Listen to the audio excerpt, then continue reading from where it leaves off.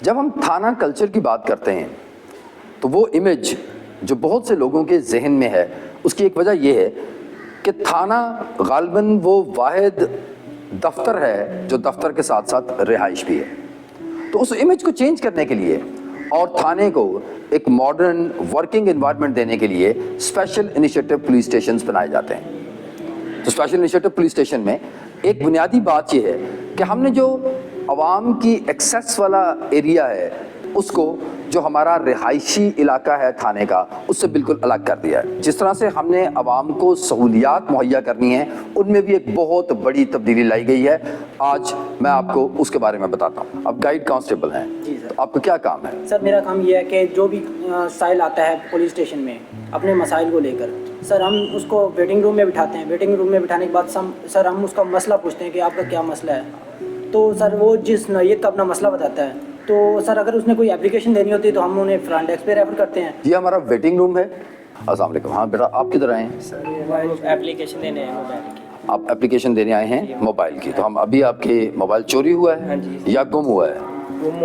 گم ہوا ہے. اچھا چلیں ہمارے پاس ایک بڑا ڈیجیٹل سسٹم ہے جس میں وہ موبائل کہیں بھی اگر بیچا جائے گا 2500 سے زیادہ موبائل بیچنے والے ہمارے پاس ہمارے ریکارڈ پہ ہیں. تو اگر آپ ہمیں اس کی IMI دے دیں گے جو آپ کا گمشدہ موبائل ہے تو انشاءاللہ وہ ہم بہت جلدی اس کو ٹریس کریں گے. ٹھیک ہے. ہم سب کے ذہنوں میں غالباً اندھیرا اجالا ڈرامے کے دنوں سے محرر دفتر کا ایک خاص امیج ہے. ہم نے اس امیج کو ختم کرنے کے لیے محرر دفتر کو اپنے فرنٹ ڈیسک کے ساتھ ریپلیس کر دیا. ہمارے ساتھ اس وقت موجود ہیں رمشا. یہ ایم فل ہیں انفارمیشن ٹیکنالوجی میں. تو اب کیا کام کرتی ہیں یہاں پہ؟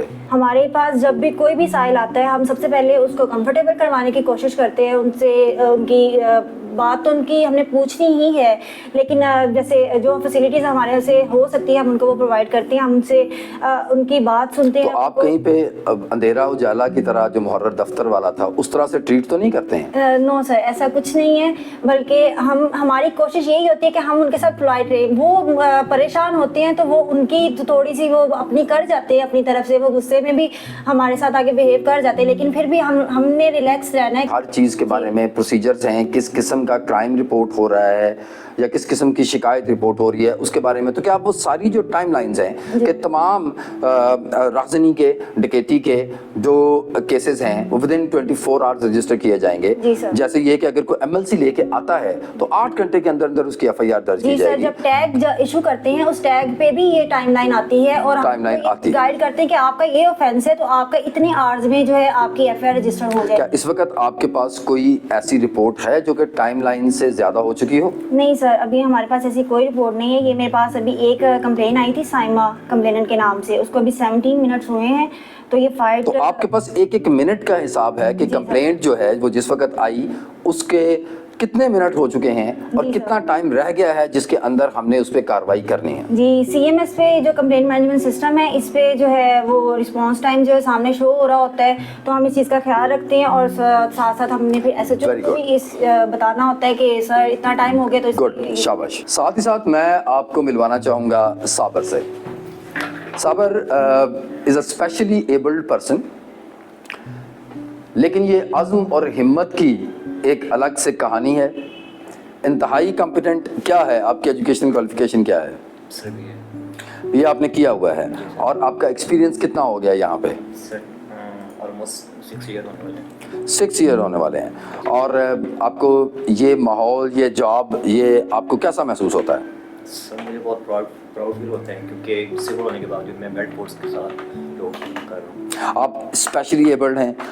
آپ ہم سے زیادہ باصلاحیت ہیں اور مجھے بڑی خوشی ہے کہ you are doing an excellent job. صاحب SHO کسی بھی پولیس اسٹیشن میں ایک انتہائی کلیدی اہمیت کا حامل ہوتا ہے. تو ہم آپ کو تھانہ B ڈویژن کے SHO صاحب سے ملواتے ہیں. یس صاحب آپ نے تو لیپ ٹاپ سامنے رکھا ہوا ہے جبکہ بہت سے لوگوں کا یہ خیال ہوتا ہے کہ جب وہ تھانے میں آئیں گے تو SHO جو ہے وہ ایک انتہائی سخت گیر قسم کا جو ہے وہ بندہ ہوگا جو زیادہ پڑھا لکھا بھی نہیں ہوگا.